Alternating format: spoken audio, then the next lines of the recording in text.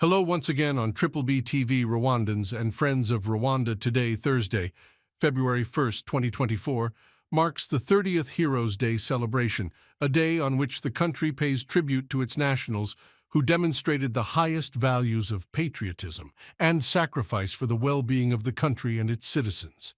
Heroes Day celebrations will be observed on a national level as well as by Rwandan diplomatic missions across the world. This special day for Rwandans will feature activities including discussions under the theme, Our Heroism, Our Dignity. Every year on February 1st, Rwanda celebrates National Heroes Day. It is a day dedicated to people who exemplified and defended the highest values of patriotism and sacrifice for the well-being of the country and its citizens. In honor of these heroes, it is expected that national leaders will convene at the National Heroes Mausoleum in Remera to pay respect to the different heroes of different times who paid the ultimate price in service of the nation. In Rwanda, national heroes are recognized based on three categories: Imanzi, Imena, and Ingenzi. Imanzi are supreme heroes who demonstrated outstanding achievements occasioned by supreme sacrifice, outstanding importance, and example. This category, which only has two people, the late Maj Gen Fred RWIGEMA and the Unknown Soldier, can only be awarded posthumously. Heroes in the Imena category are reputed for their extraordinary acts for the country marked by sacrifice, high importance, and example. The Ingenzi category comprises heroes who are still alive. Unlike the other categories, a list of the Ingenzi heroes has not yet been published. About the heroes, the Unknown Soldier, Imanzi. The Unknown Soldier represents all the fallen soldiers of the liberation struggle that ended in 1994 with the stopping of the genocide against the Tutsi. The tomb of the Unknown Soldier is at the National Heroes Mausoleum in Remera, next to Amahoro National Stadium. The tomb is a way of commemorating the thousands of soldiers whose remains could not be identified after the liberation struggle.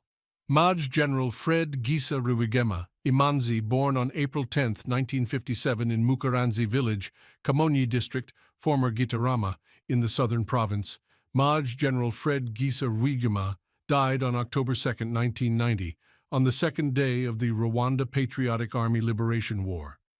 RWIGEMA was the first commander of the Liberation Front and was killed by enemy fire.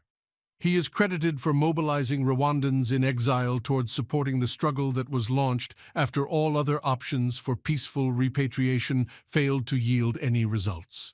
His parents were Anastasi Kimonyo and Gatarina Mukandilima. The young RWIGEMA and his family fled to Uganda and settled in a Shungarezi refugee camp in the 1960s following the 1959 pogroms. In 1974, he went to Tanzania and joined the Front for National Salvation, FRONASA, a rebel group led by Yoweri Museveni.